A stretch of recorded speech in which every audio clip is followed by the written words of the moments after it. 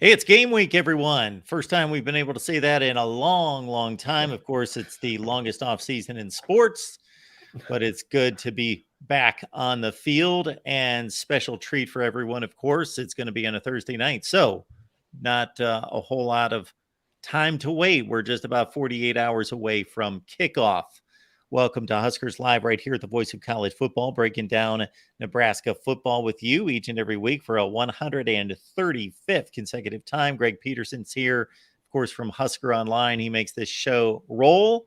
We've got special guest Daniel House from Gophers Guru to break down Minnesota football for us as well. Gentlemen, how are we doing tonight? Doing well. Doing well, ready for football. Absolutely, we're ready for football. Been talking forever, but talking season has come to a halt finally. Greg, unfortunately, the news before we get to the X's and O's, much heralded tight end Arik Gilbert by way of LSU, Florida, and Georgia, now at Nebraska. Unfortunately, some bad news concerning his situation as of last night.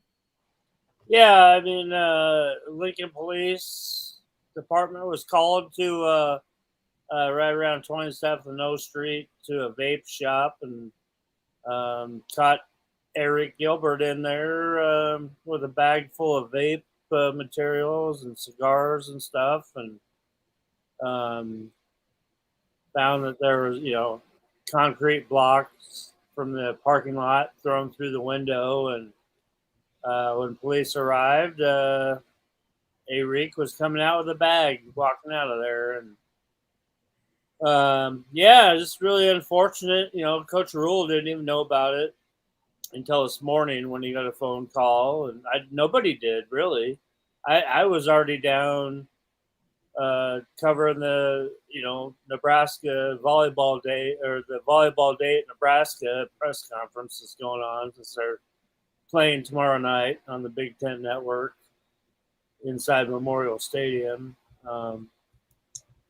It's unfortunate. A really talented young man, but he's still been waiting for his waiver to come through, which still, as of today, has not been granted to be immediately eligible from his transfer. And so he's been a scout team guy anyway, and was not on the travel roster to go to Minnesota in the first place. But obviously a big blow to the talent level and the tight end room, but they've got a really good tight end room anyway without Arik Gilbert, and like I said, he wasn't even going to be coming to Minneapolis to play on Thursday anyway. So, but it's just a bad way to start the day.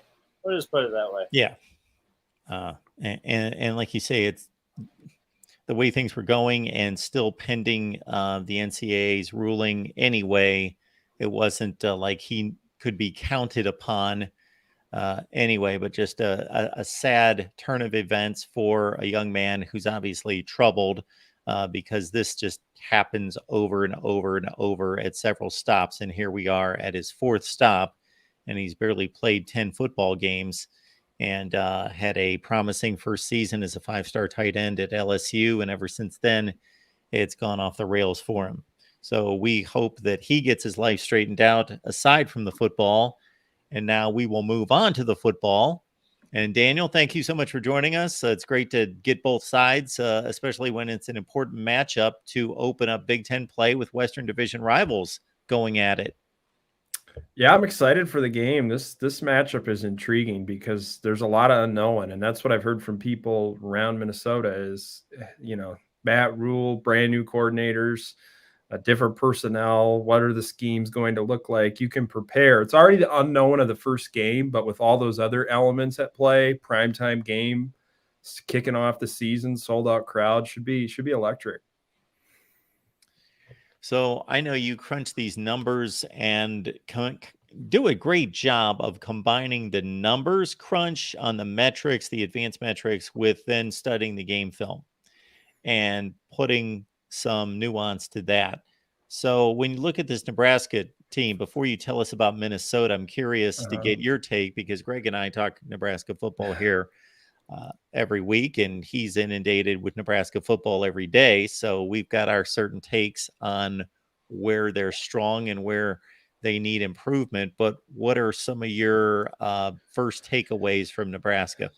Well, I'm excited to see their defensive scheme. I wrote a piece on the website today for subscribers talking about Tony White and how that entire scheme has so much versatility where you can be in a 3-down front and then you're kicking the jack down and you've got a 4-man front. And then you're maybe showing a 4-man front and going into a bear front with 2-3 techs, a nose, and then you got the 2 rush ends. So you have to have pieces in your defense that are versatile. And I look at their secondary with Hartzog, Newsome at cornerback, both solid players. Looking at the personnel on defense, I felt like they had pretty good speed. Should be a fast defense in the back end. And I think that's what you need to run this type of defensive scheme. Got to have very good blitzing linebackers. It looked like that was the case when I was watching film as well. Robinson, I'm excited about him too. I think he's going to do really well in this defensive scheme because there's a lot of D-line movement, just attacking gaps and doing a lot of creative things defensively. So I guess I'm just fascinated to see the defense. And then on offense with Satterfield, the one thing that I took note of is how often he ran screen passes at South Carolina. They were like a 90th plus percentile screen team.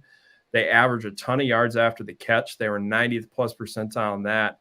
So you see, based on what they did last year at South Carolina, there's a lot of screen games. So I'm interested in that and how they incorporate the tight ends, wide receivers, running backs, all that stuff together into the passing game, using that as an extension of what they do, because I thought Satterfield did a nice job of creating space in the passing game at South Carolina. So I look forward to the schemes and seeing how the personnel all fits together, because I think Matt Rhule was a great hire for Nebraska. Just give this thing a little time. And I guess I'm curious how quick he can get it off the ground. I think it all starts with improving the physicality up front on both sides of the ball from my perspective.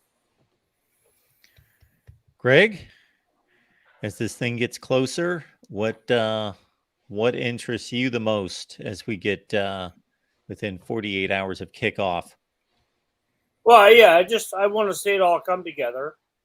Obviously, since we hear from the coaches and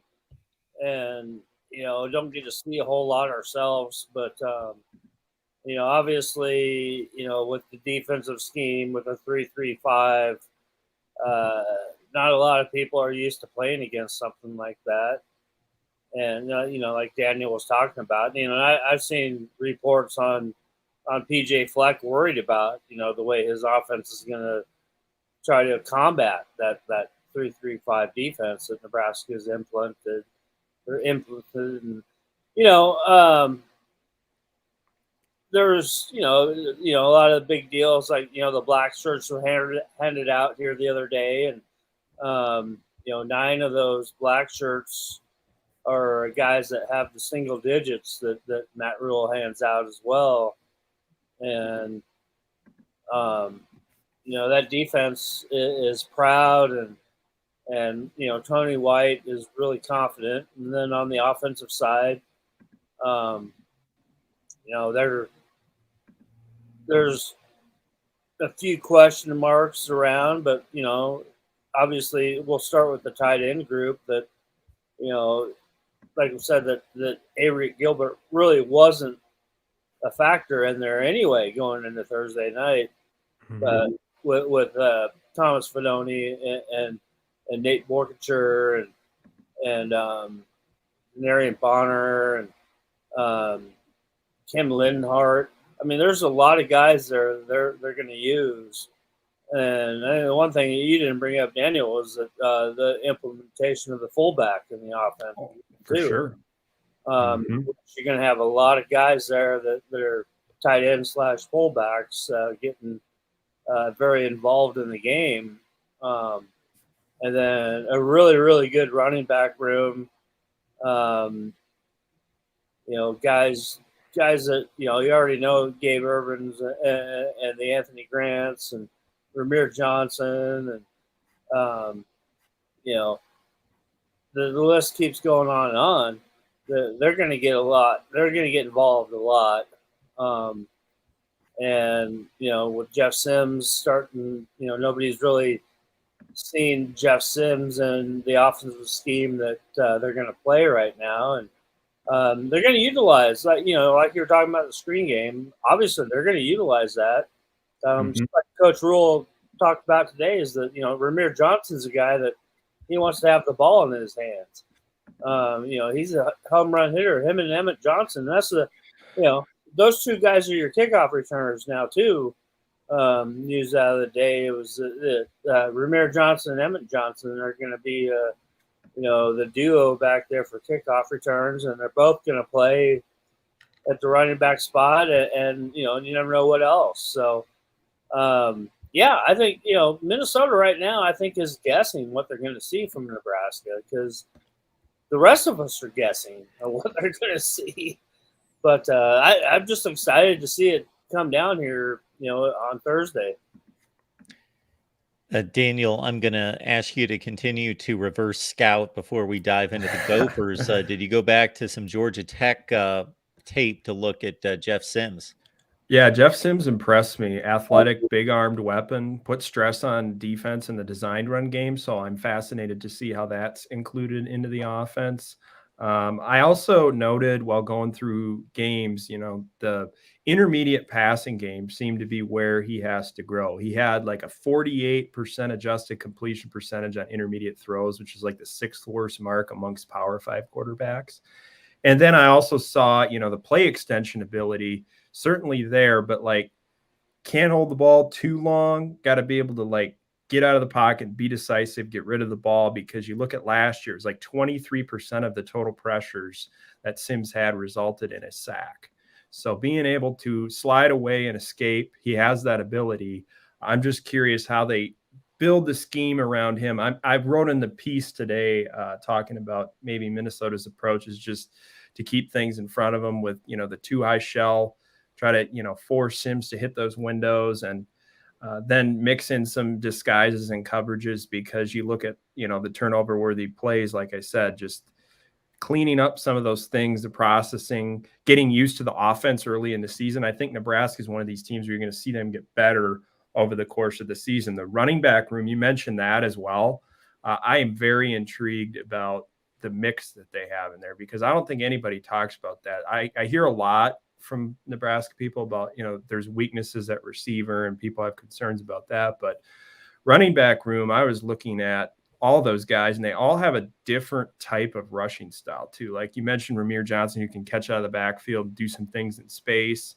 Anthony Grant last year, I believe, had like the 4th best force missed tackle rate among Big Ten running backs. So you look at that mix, and Gabe Ervin, being able to be the type of back who, is physical and give you that dimension. So they have a lot of different things that they can do. I guess I'm fascinated on that side of the ball to see how the receiver room comes together. I mean, Billy Kemp looks like that shifty type of slot receiver who can create in space as well. But what do they have after that? Garcia Castaneda's that speed type of skill set.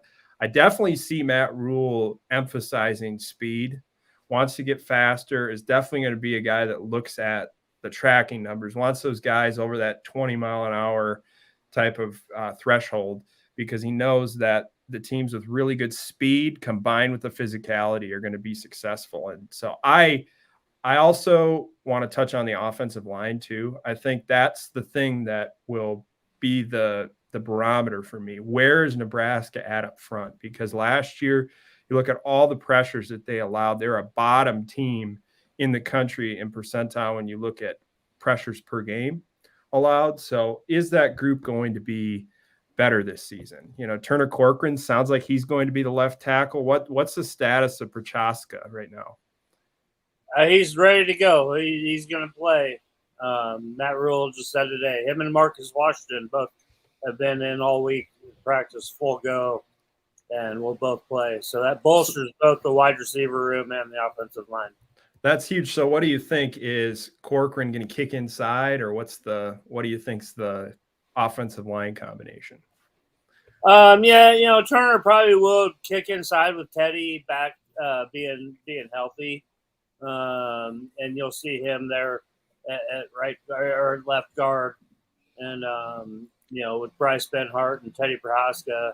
But Teddy, we don't know how many how many plays Teddy will actually play right now. But he's full go right now, and we'll kind of see. But yeah, because that's what I was watching is the edge, and you go back and looking at ability to pick up stunts, the exotic pressures that teams ran last year. I thought the edge was maybe something that could be exploitable, and then Corcoran definitely was the guy last year that teams went after. So will we see an improvement from Nebraska's offensive line? I feel it holds the key to success, and then on the other side, on the defensive line, being able to stop the run, because they're in bottom percentile nationwide in that as well. So I believe that the step forward has to be physicality up front. If they can improve there, then it should help just about everything. And then the game management side of it, we haven't even talked about that yet. All the one-score games and decisions that were baffling at the end. If you clean some of that up, it should help you, improve and maybe win some of those games. Yeah, attention to detail was not a strength of Scott Frost, and now we turn to a guy that sounds like any other highly successful coach is a stickler for attention to detail. And when you're losing all these one-score games, as Nebraska lost more than any team in the country over the last 5 years, that should be able to be corrected to some degree.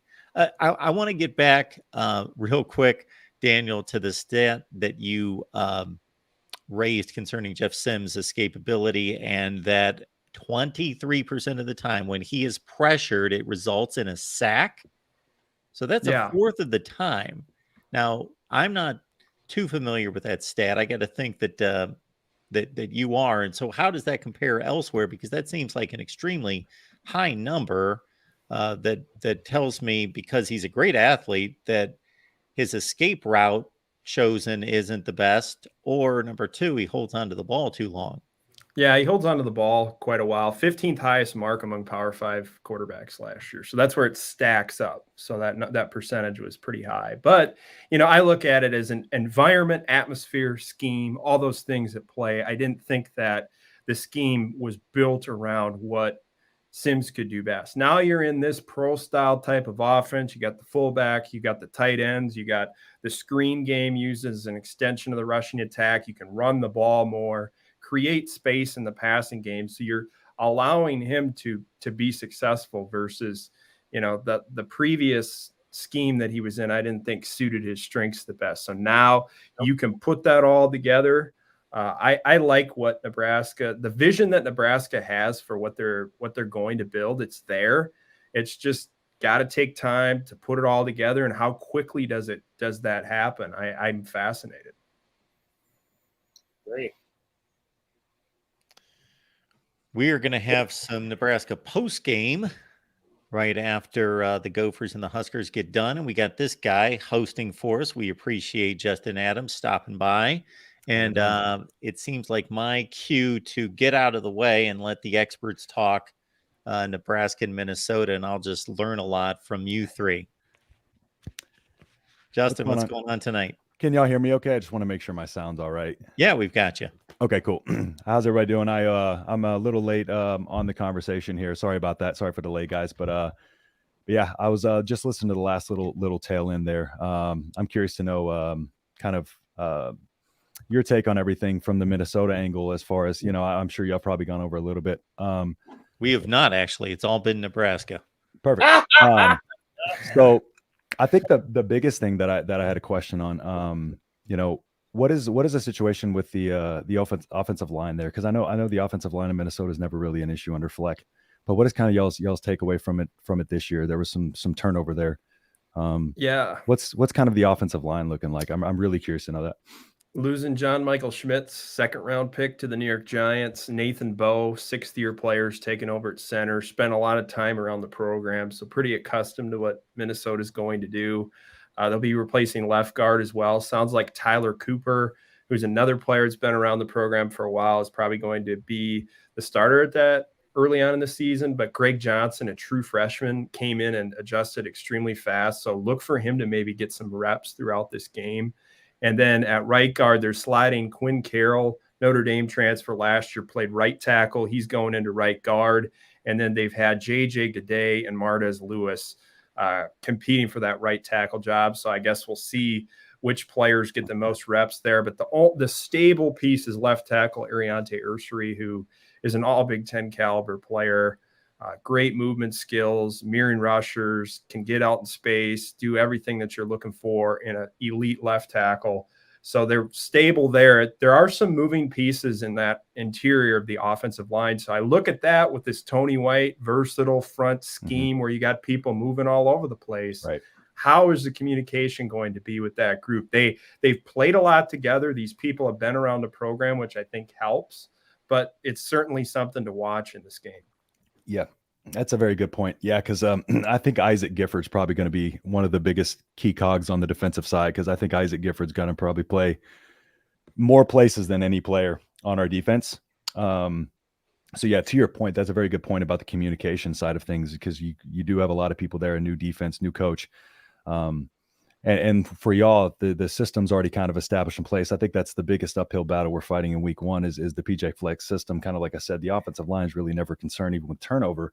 I think that's going to be the biggest thing. That's why I was curious about the offensive line, because I know for us to succeed in this game, especially pass rush, we need to bring some guys. We need to bring some hats to the quarterback and try to create some, because I think if we sit there and we let, the offense marinate and kind of do what it's designed to do, it's going to be a long day for us. We're going to have to create some havoc and get some timing, disrupt some timing in there or something to really make it work. So I was curious to know what Tony White's game plan is going to be, but I know that offensive line is going to be really tough. So it's going to be a good.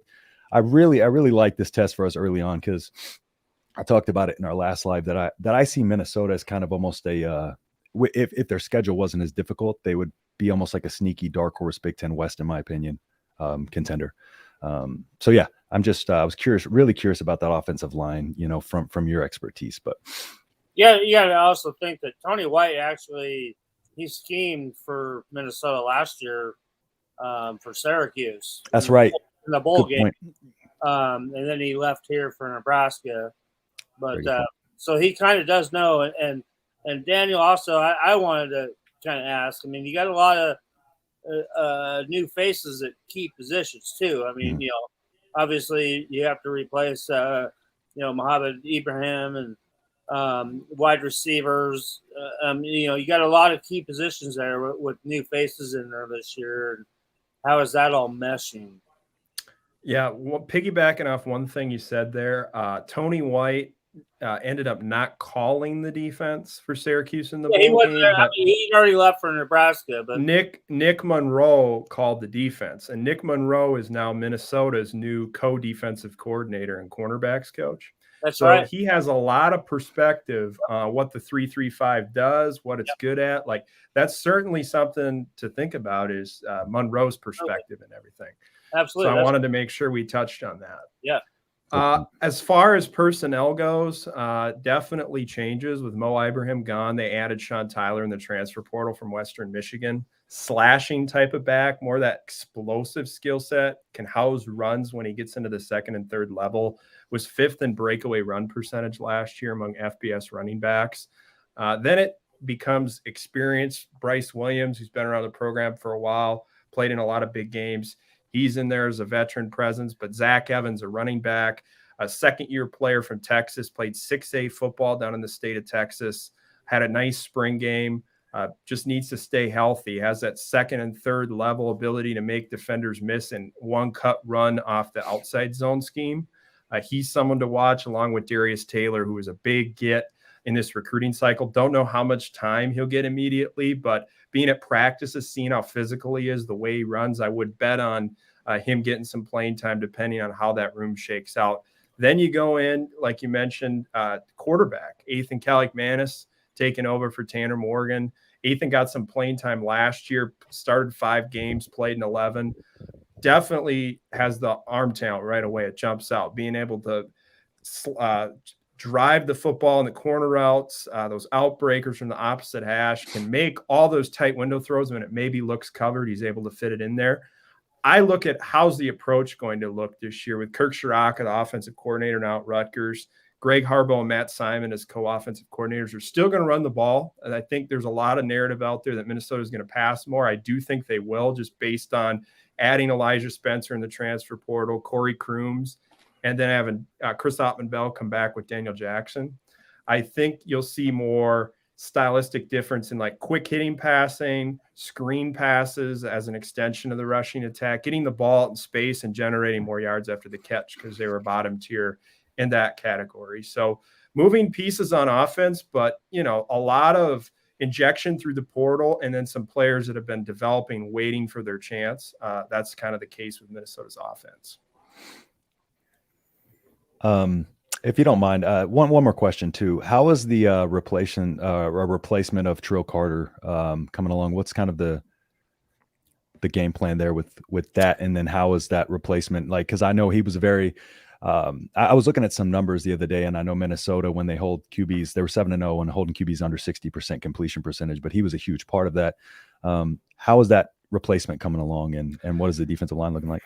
That's a very good question, because the defensive tackle room is probably the position I'm watching most entering this season. Kyler Baugh came in late. He's playing the one tech spot from Houston Baptist. Felt like he was adjusting and got better as over the course of the season. A high effort player, one of the strongest players on the team. So he can hold the point of attack, create some disruptions, but it's the 3-tech spot. Devin Eastern probably sees an expanded role this year, has good length and explosiveness at that spot, but it's all about the technique, putting everything together. Does it click for him? What happens behind him in that room? I think there's some depth questions. I really like Theo Randall. They brought him in. He's a true freshman from Texas. Okay. Keep an eye on him, maybe as someone who gets in rotational, in the rotation eventually. Logan Richter's more of the nose tackle type that will back up Kyler Baugh. I do have some questions about the depth of that defensive tackle room, but I know that there's some players at the 5-tech spot that they're going to kick inside, like Anthony Smith, Jalen Logan Redding on pass rushing downs, which should help, but you still got to be solid on early downs. So they definitely have to stay healthy in that defensive tackle room. For sure. Yeah. Cause that's going to be one of the biggest things for us too, is just making sure that, in previous years, we're getting behind the chains too early, first, second and down and long. And really just trying to, having a protection up there. But, with him last year, it was really hard to just stop him on that defensive side of the ball. So I was curious to know what that pass rush is, how it's coming together, especially with the defensive tackle spot. So thanks for that. I appreciate that. Yeah, and they invested a ton of resource into the pass rush. Hired Winston Deladabadir, former player, actually just played for Minnesota in 2019, one of the youngest position coaches in the country. Worked with NFL pass rush specialists, actually put a pass rush circuit into their practice where everybody's doing something pass rush related. Interesting. So they've definitely made that a priority this offseason. They have really good talent at the 5-tech spot. Ja Joyner, Anthony Smith, and Jalen Logan Redding all are very talented. That group is the strength, maybe the strength of the team.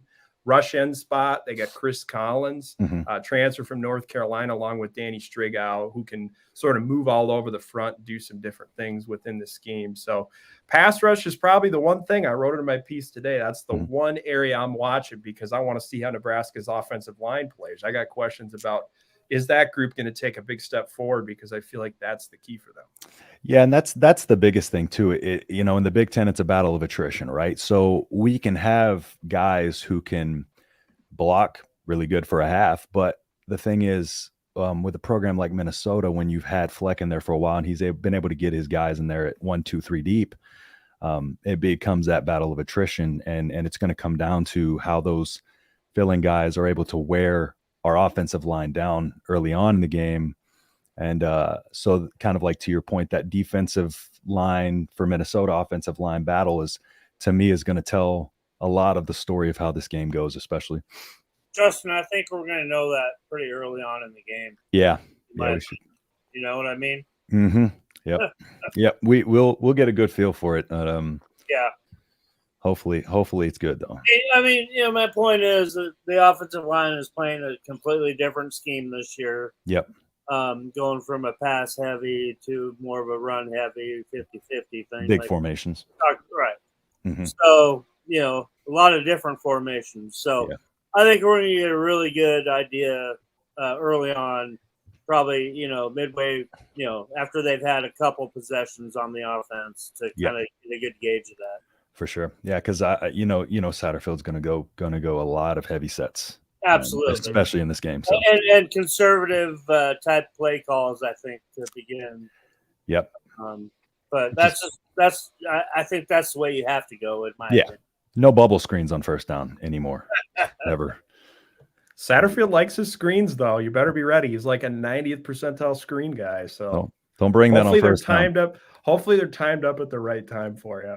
I mean, as long as you as long as you can complete them, they're fine. But when we're throwing behind the line of script, but we're kind of shell shocked on screens. But that heavy set is what I believe is going to be huge for us, because when we were outmanned numbers wise, especially kind of when we're doing this the Scott Frost system where we kind of get a lot of guys in space, it didn't work. So. And that's why our guys got worn down so quick. So I'm really curious to see the Satterfield heavy sets and see if that's able to kind of give us some longevity too over the course of the game. Yep. So, a lot of 12 personnel, 21 personnel, 22 personnel. Yeah. You got all those backs. You got good tight ends. I think the identity of the team is going to be play a little more physical, but also, not getting away from passing the football either. I mean, Matt Rhule wants to get this thing where he's got speed at all levels, can pound the rock up front. A lot like what Minnesota is. I mean, their identity under Fleck is, control the line of scrimmage, have good skill players, be able to take what the defense is giving you, be multidimensional, and not be in a spot where you're trying to maybe do something that doesn't work, which Nebraska has kind of been in for, the entire Scott Frost era. Yep. So I'm excited. Matt Rhule doesn't care about the first three quarters. He just wants to see how his team plays in the fourth quarter and, make sure that they're getting better. Every rep they get better. Every quarter they get better. And he wants to win the fourth quarter. And that doesn't stray from his strategy throughout his career. So that's his style, and that's what he wants to see. So we got a good today, you see him with a smile on his face if he's down 17-0. He just wants to see his team perform in the fourth quarter. Got to make sure it stays somewhat close in those first three downs. That's the biggest thing. What they could have probably worked out is some kind of contractual agreement between Frost and Rhule. Frost coaches the first three quarters, and Rhule comes in for the fourth quarter, because Frost did fine in the first three quarters. Be the best coaching staff ever. Exactly. If he could have coached the fourth quarter like Greg's talking about, Scott Frost, he'd still have this job. Scott Frost was really good at his first drive that was designed, and then we would never score after that. Adjustments. Everybody would go crazy. They'd be like, "Oh my gosh, there's such a Northwestern." We scored in like a minute and a half, and I was like, "This is it. We're winning every game." Nebraska looked like world beaters in the first half there in Dublin. Man, I was feeling good. Oh God! Well, I was on the sideline next to Trev Alberts the whole damn time, so I saw that the switch just turn off in him in the second half. It was just unbelievable. Yeah. So this game, that's going to be the biggest thing too, is just seeing because another thing too with Frost is we never slowed the game down at any point. Never. And so I really want to see that dynamic where maybe we can get a lead and slow the game down. Well, that's one of the big things too with Marcus Satterfield and Matt Rhule that believe in the huddle. Yeah. Because look at across the board, how many teams huddle anymore? Not a lot. Nope. And that's a way that you slow down the game. Yep. You limit protect sessions, and you keep hold your on defense to the ball. off the field. Keep your defense off the field and hold on to the ball, and and that's been a thing that the kids have had to adjust to, quite frankly. Yeah. I think they are now, but it took a few weeks. Yeah. It took 3 or 4 weeks of camp for that to really take hold. Daniel can probably speak to this, and I don't know if this number comes from week 0 play. We only had 7 games, or if this is a anticipated number going forward with the running clock after a first down, that we're going to see reduced offensive plays on average from 68 to 63 is the number I heard, which doesn't sound significant, but 5 out of 60, you're talking about Decent percentage. 7 or 8% of the plays gone. Correct. Yeah, it definitely is going to speed up the games, and it adds the element of it's still the same in the final 2 minutes of each half, so you got to be prepared for that. But I mean, honestly, I think it's something that fans wanted to see, because they're like, hey, any way we can speed up the game, keep everybody interested. I think it's maybe. I think people hyped it up as a huge rule change, but I don't think it's super significant. Hey, if you want to speed up the games, let's just go across the board and tell the networks no commercials. Commercial free. 60 minutes. It would be fun to watch a game that way once. The last thing I've ever thought when I was watching college football is I want to speed this game up. I'm just going to throw that out there. The only time I think about it is when I'm there on the sideline or in the end zone and just saying, come on, stopping the clock. Just let the thing get over with. Okay? Well, I don't know, Greg, how that works with the new $1 billion a year CBS, NBC, and Fox contract with the Big Ten. I don't know how they would finance that one. On a fixed salary. And, to me, the more time spent there, the more time that I don't have free time. But Greg, I'm sure you noticed this more than just about anybody. And then Daniel, my guess would be next, since he goes to a lot of games, but you're at every home game. Greg, is exactly that. The experience at the stadium is completely different than on TV. On TV, I never think about the game being slow, because I always have a remote. I always have 4 screens, and I always have a remote, and I'm watching 3 games at the same time. But you sit at the stadium, and I remember this from covering the games more so every week back in the 90s at the stadium. And, these TV games, it's just like, oh my word, let's get on with it. Let's go. Well, they're all on TV now anyway. Well, so sure. You're putting up with the same thing, but there's so many of those timeouts that they try to, and they do the same thing over and over and play the same stupid songs and just stuff that just drives you insane. You just can't wait for it to get over with, or you're just mocking it and dancing around with it. And, they got a motorcycle coming out and they're shooting hot dogs into the stands and stuff. I mean, it gets old. It's just like, come on, let's just play the game. So Runza break. Yeah. Valentino's for me. There it is. Slap a Runza right in your mug. Runza, folks. We are open for a sponsorship at any time here. Yeah, exactly. Oh, shoot. Let's get to a couple super chats here. Which I did eat a Runza live on this show, just to show the folks that don't know what a Runza is. I don't like cabbage, so. USMC Sully, thank you so much for the super sticker. We appreciate your support. And also, we get a question coming in for Daniel. So here it is from Caleb. Caleb, thank you so much for this. Meant to make this a super chat earlier for the Minnesota guy. Is Minnesota going to ground and pound like usual, or will they throw it around more? They're still going to be a run identity team. I don't think that will change, but I do think they'll pass the football more. Definitely going to be a priority just because of the personnel they brought in. Corey Crooms is a shifty slot, sudden receiver, gadget guy. You can get the ball in a lot of different ways, creative touches.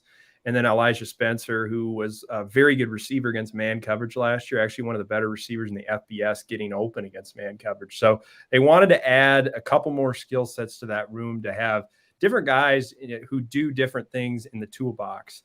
And I think they'll pair that up, maybe a little bit more quick passing, like getting the ball at the flat, using the backs, some screens, things like that. So using the quick game as an extension of the rushing attack is how I would describe it. So you'll definitely see a little more throwing, but I still think they're going to be physical, control the line of scrimmage style team.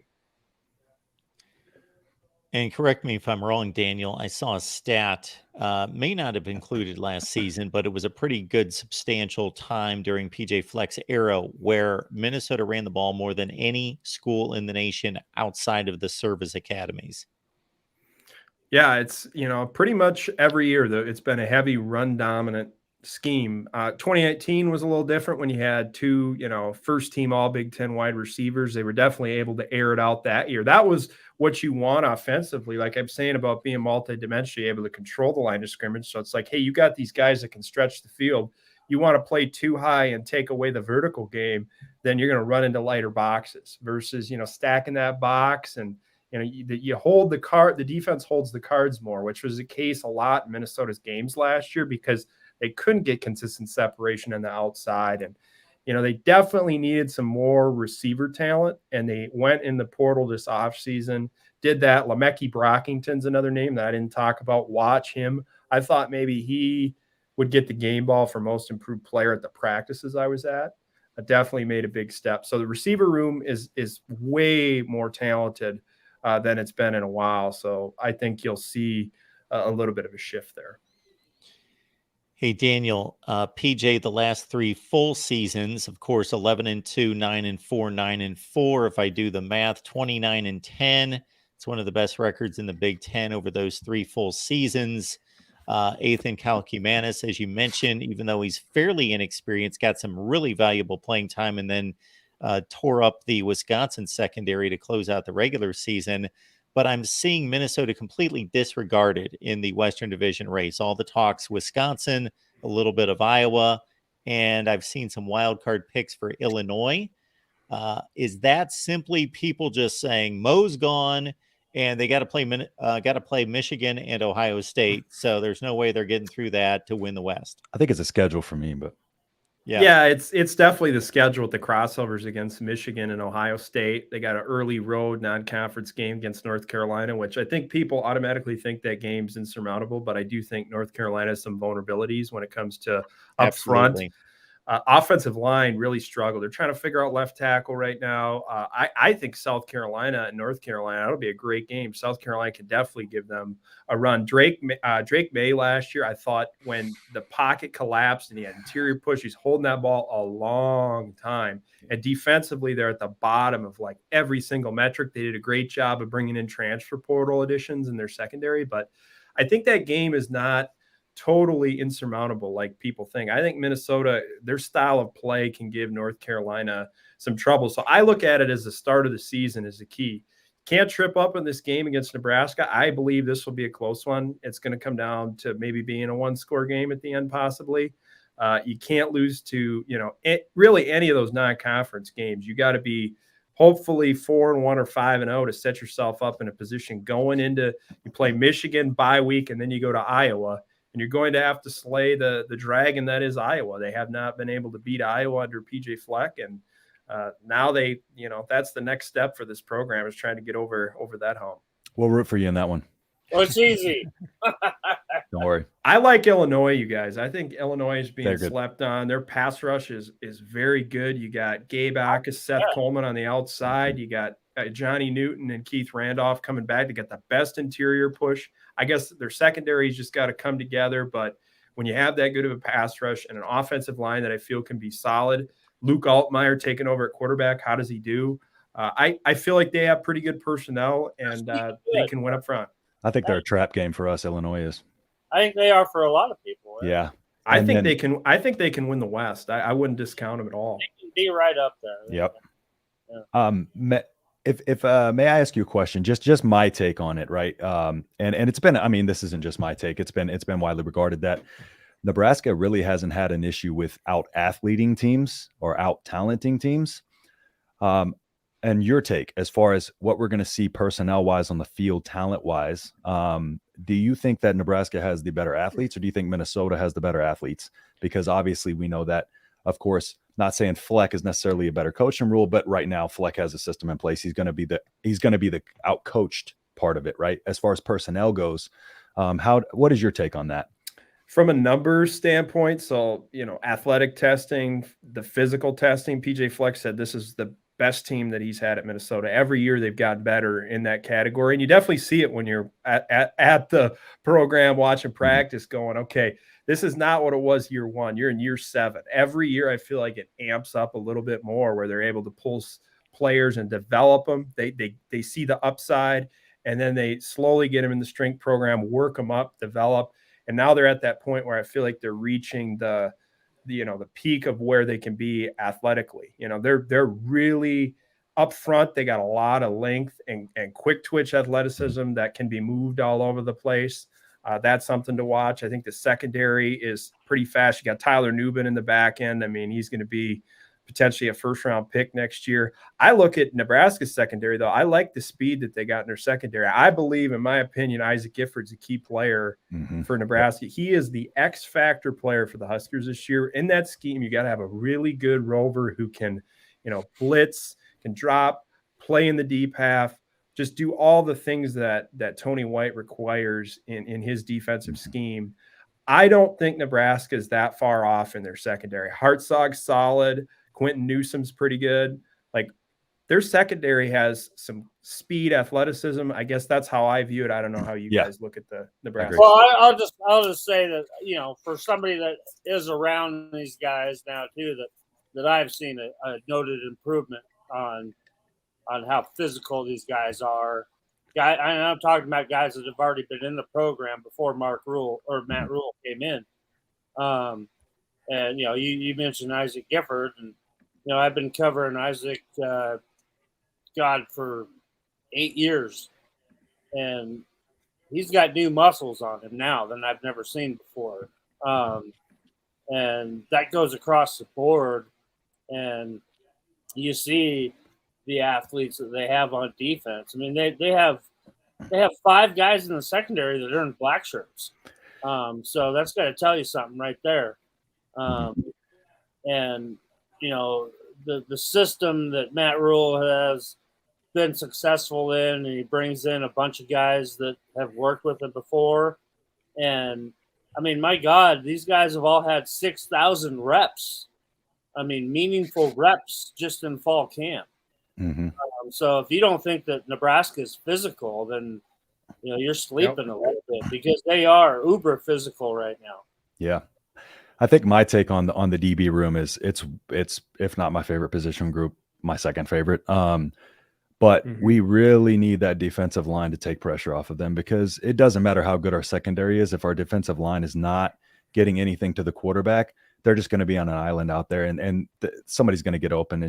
But we got to get pressure on the quarterback. So I agree with you to that extent, but they got to get that help that they've never had. And I don't feel like our DB room has ever been our biggest flaw. I just think it's the D line. It's been a whole lot of the defensive line. Yeah. And I love what they have going on right there. Yep. They are basically specializing in the pass rush. I'm excited for Ty Robinson too. Yeah, with the pieces. He's going to be great. And the versatility that they have, and the number of guys that are going to have coming off the edge and from all over the place. I think there's going to be a big step up in the pass rush numbers and what you've been seeing lately in the last 3-4 years. Well, and that's getting everybody involved in the pass Absolutely. rush. It's linebackers. You're basically double barreling with the linebackers, the rover, the corners. Like, everybody's going to get involved in the pass rush. You have 3 guys that could be starting at the jack position, and we have 3 jacks, 2 rovers, right? I'd be scared to have any one of those 3 guys coming at me. And Chief Borders is a guy that's really sparked. Comes up getting a black shirt. That was crazy. I didn't. Yeah. And, he has just been on every single day of fall camp. And I figured he must have ascended, because I thought, MJ Sherman. I thought, oh man, he's going to run away with this. Right there too. Yeah, but I mean, Chief just a little bit more of that kind of guy that's there 100% every day. Yep. Where I'm not saying that MJ Sherman's not. Because he's super talented too, and you're going to see him make a lot of plays as well. But there's a lot of guys there that are starters or have a black shirt, and there's a guy right on their heels. Yeah. It's a week-to-week thing. Nothing's set in stone. So you're going to see big time battles. Blaze Gunnarsson wins a black shirt, but Cam Linhart is a true freshman, is nipping on his heels and could have easily had that black shirt too. So you got a lot of guys that Nebraska fans have not seen play a game yet that have really ascended into that type of attacking physical defense. Yeah, and is going to swarm to the ball every single play. Well, to your point, like seeing some of these guys' development, like Tommy Hill was a liability, and then now he's a key piece. So so highly touted and kind of just lay an egg. I was at that Oklahoma game and I saw Tommy Hill just giving up on plays left and right. Really. And now look at let's move him over to wide receiver. Exactly. Yep. Yep. Exactly. That's the thing too. Is just like I think competition breeds excellence, and I don't think competition has been. I don't think the position groups have been up for competition in the past, and I think. Like I said, hell, they have gone at it so hard. Every chance they get, that these guys have gone at it in fall camp. Like to the extent that you have not seen under the previous two head coaching regimes. I think if we're going to pull an upset here, it's going to be because these guys are just playing with the fire under them that we haven't seen before. And that's going to be, we have to do that. Like that's going to be, it's just going to have to be the effort that wins this game for us, because try to put it all together for the first time, but that effort will come out and prevail. I think starting fast is the key too, from my perspective, getting off to a quick start. Rhule doesn't believe in that. He said it today. He does not believe in those words, starting off fast. No, really? Nope. If we could hand him a 20-0 lead, he wouldn't want it. He said 17-0, he would be smiling still. Yeah, right. No, he said that those words came out of his mouth.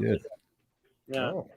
Daniel, being the numbers guy that you are, I'm going to take a shot that whether you put $1 down yourself on any of these games, that you are intrigued in point spreads. I would think you're such a numbers guy. Do you delve into the point spreads? I look at them. Games and goes and bats down in Ames. No, I look at the spreads. I dabble in it. Yeah. So my thought here is that I am fairly confident that Minnesota is going to win this game. Now, when I say that, I mean, I'm not going to be shocked if Nebraska wins the game. To Justin's earlier point, I think athletically, look at the recruiting rankings, look at the measurements. You talked about what PJ Fleck had to say about his team. There is not a mismatch in one way or the other from an athletic standpoint. However, Justin made the comment about PJ having his system in now for his 7th season.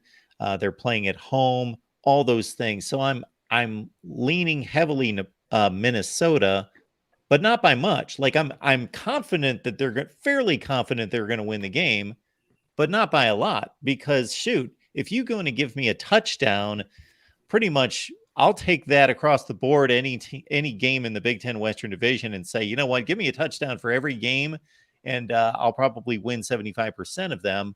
So I'm just thinking that the Gophers win, but probably give me a touchdown in Nebraska. Yeah, I mean, you look at all these Big Ten West games are close. I mean, for the most part, they're low scoring. People play good defense.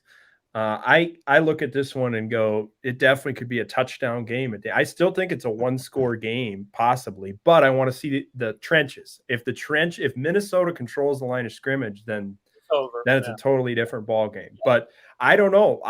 That's the unknown of this game, where I don't know what Nebraska is going to look like up front on both sides of the ball. Nobody does. I mean, that's the key to this game, because I think Minnesota definitely has the ability to be physical on both sides. Can Nebraska match that? That is the question that I have. I think that's the biggest. Yeah, sorry. I mean, that's the thing, is that what you're getting out of Minnesota. You don't know what you're getting out of Nebraska right now. So. Exactly. That's why this is so hard to project. Like we can sit here and say, 1 score either way, but it's just, there's no way for us to know anything until we see it on the field, just because Fleck does what he does so well. It's going to be really hard to disrupt that. And if we can, it's going to be a very good sign of things to come. Yeah, you're just drinking the Nebraska Kool-Aid if you're thinking Nebraska's going to go in there and stomp Minnesota. I mean, it's just not the way things are going to happen. Yep.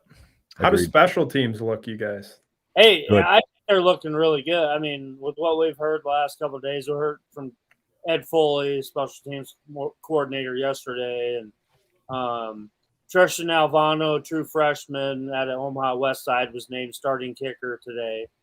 Yep. And like I mentioned earlier, that Ramir Johnson, Emmett Johnson are going to be your duo kickoff return guys, and obviously, you know, Billy Camp's going to be your punt return guy. And no, they've got a plan. I mean, they have 3 different guys that can kick off. You know, Timmy Bleakroad, Christian Alvano, and then your punter are 3 guys that they can interchange according to the wind. And the thing that Ed Foley really loves right now too is that you know, he looks out there on his punt team, and like 9 out of the 11 guys are wearing black shirts on it. So you're going to see a lot of frontline players playing on the special teams. So I think you know, special teams is definitely an area that you're going to see a marked improvement with Nebraska this year. And I think, you know, probably one of the reasons you've asked that question is because special teams was an afterthought for a while. We didn't even have a special teams coach. No, you were just waiting for special teams to make a mistake and kill you. Yeah, and we didn't even have a special team coach for the longest time. So I think just that and just having somebody focused who cares is going to make just a massive improvement, let alone the personnel and the fact that Matt Rhule says like he said, starters. We're putting starters on special teams. Yep. You know? Well, yeah, you look at last year, they were one of the worst teams in field position margin in the country last year. They were getting eviscerated, and all the studying that I've done, that is such a key factor, especially in these Big Ten games. If you want to win, you can't get destroyed in the field position battle. And last year, they were just awful in that category. You can't beat yourself in the Big Ten. And that's what Minnesota and Iowa do well. They don't beat themselves a lot of times. Yep. Daniel, as you well know, Greg, Justin, and I sat here a couple weeks ago, and we went through basically key turnovers and special teams gaps, and we counted, 6-7 games that they've blown in the last 3 years just on one play. And then we went through, and the last time that Nebraska was plus in the turnover ratio was the last time they had a winning record. Makes sense, right? 9-4, 2016. Last time they were on the positive end of that. Since then, they're negative 28. Yeah, I mean, it's always going to come down to field position, taking care of the ball, tackling, limiting explosive plays. The team that wins the explosive play battle is going to win the game. So I think that those things combined with being physical up front on both sides, that contributes to success. Yeah, absolutely. And, I mean, if you're thinking about, even in the kicking game, I mean, a couple of missed field goals, that's going to happen. But it's those big plays that you give up that are the ones that kill you. I mean, look at the Oklahoma game when we scored and then they ran the extra point back in the year we played Oklahoma close in Oklahoma. And that just kills momentum right there. That was a close game. Yep. That was early on in the game. People don't point to that as the reason, but that very well could have been the whole reason we lose that game. Yep. Well, folks, we appreciate you all being here for our Huskers live show. And this one just had a little bit more juice to it because I think everybody just wants to watch football. And that's all there is to that. And we're only 48 hours away from kickoff. I love these Thursday games because it gets the weekend started with football and it spreads out the games in terms of I can watch more football when they're spread out through the entire weekend. So it gets no better than Labor Day weekend because it's from Thursday night all the way through Monday night. So Nebraska, the other part in this that we didn't touch on is kind of a nuance to it. Doesn't really matter in terms of results on the field, but Nebraska's got the spotlight, as does Minnesota. Just 2 big games on Thursday night. So more people are going to be watching Nebraska football than they typically do, because if you're watching college football, you're either going to watch Utah, Florida, or you're going to watch Minnesota, Nebraska, or you're probably going to try to watch both of them at the same time like I am. And there you go. So the spotlight's on for Matt Rhule and his program this first time out. Mark, it's 2023. Who doesn't have 2 TVs? Exactly. Okay. I corrected myself. Multi-view. Yes, absolutely. But overall, 5. I have 5 in my main room in my basement. So And I think it's great for college football fans and Big Ten fans because I honestly believe this is like the perfect matchup for both teams to start the season on. I just think it's a great matchup and it's going to be a lot of fun. Let's make sure everybody knows where to find everyone's work here. So we so much appreciate our special guest here, Daniel House. Anytime I want to talk Gophers, Daniel's the guy I run to immediately. And so you can catch Daniel on Twitter at Daniel House MN. We'll pull up his banner here. Daniel, we want to make sure that everyone knows where to find you and what you've got working this week, because you work both sides when we talk college football and the NFL. Yeah, I got my website, gophersguru.com, $5 a month for the subscription. You can check out the game preview. Got a feature on the long snapper you can read about. He has a fascinating story. Check that out. And Twitter at Daniel House MN. Hey, Daniel, I just want to know real quick, are they going to start charging for dilly bars in the press box this year? See, well, they didn't have dilly bars last year because they don't have a sponsorship deal anymore, was my understanding. Really? So we used to get dilly bars, now we get cookies. So it's definitely a downgrade. I'm sorry, man. All right. Of course, Greg Peterson makes this show go. Without Greg, we don't have a show. So we appreciate Greg being here each and every week, 135 consecutive. Greg's works on Husker Online. You can catch it right here on YouTube, Husker Online, and of course on the website, huskeronline.com. Greg, obviously, all the practice footage, the media interviews, everything involved there.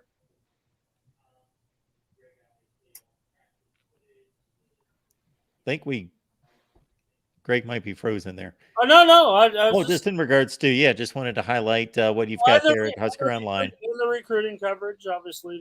He was enjoying it. He was letting you go. Yeah, keep talking. I was waiting for the honest. He enjoyed that promotion. Absolutely. Did I look frozen? Really? And then we're going to go with the self-serving promotion, and that's our post-game show on Thursday night right after the game. So Justin Adams is going to be right here on this channel following, hey, whether it's a good result or a bad result, regardless, Justin's here to take your comments, questions after the ball game. Justin's hosting our post-game show here at the Voice of College Football. And Justin, I am amped up for you to take us through the season. I can't wait. I'm excited. Everybody, just if you get a chance to subscribe before you hop off, like the video, subscribe, so that way you'll be able to know whenever I'm going live for the post game. So.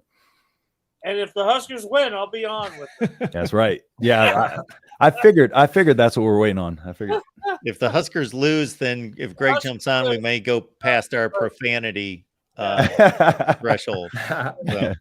We might get YouTube might chop us right there. All right, guys, we thank you so much for the Game 1 preview. Daniel, again, thank you so much. Much success to you throughout the rest of the season. Appreciate you being here. Greg making it go. Justin, we will see you on Thursday night. All right. See y'all there. See you later.